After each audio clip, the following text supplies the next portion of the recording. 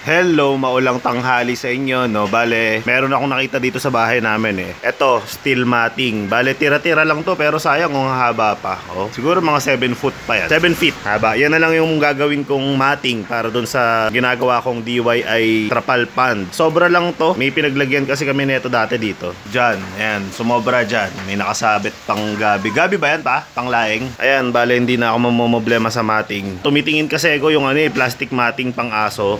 Maganda rin siya eh. Ang bentahan 1 foot by 3 feet. Since nakita ko naman to, makalawang na nga lang siya, kailangan siyang linisin talaga. Babrushin ko yan tapos lilihain ko. Tapos meron akong spray paint na hindi pa nagagamit eh. Ito binigay lang naman sa akin to. Kaya wala pa rin akong gastos. Mamaya siguro babrushin ko to. Tignan mo, grabe oh. Ang kalawang niya talaga. Pero pwede pa yan, sayang naman. Binili din nila yan dati oh. Tapos i-sprayan ko na lang. Kaya lang, congratulations kung matuyo. Tag-ulan eh.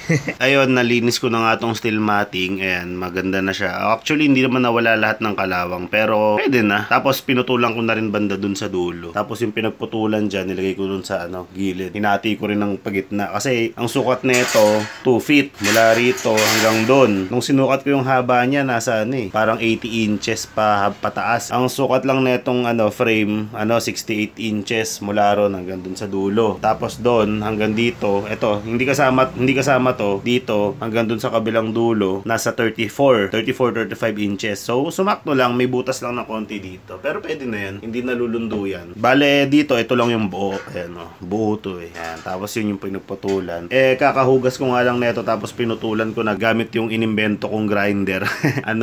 Basa pa. Yan nga, oh. Nag-uulan. So, hindi ko alam kung paano matutuyo to. Pero, baka gamitan ko na lang ng hair blower. Meron naman ako dito eh.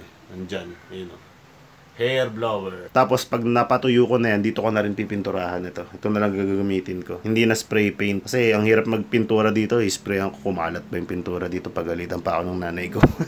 Ito pala yung pinturang binigay sa akin nung pinagbilihan ko ng aquarium tsaka nung stand. Kasi hiniritan ko siya, baka naman meron siyang pintura. Sabi niya bigyan daw niya ako. Gamit na to, pero nung binuksan ko kanina, marami pa eh. Parang mga kalahati pa. So, susobra pa to para dito sa screen.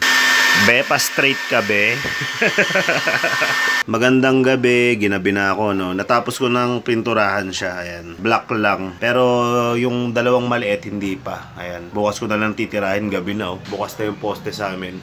Pagka napinturahan ko na yan parehas, syempre papatuyuin ko pa yan muna. Tapos ilalatag ko na dyan, tapos ikakabit ko na yung trapal. Ito. Yan, trapand.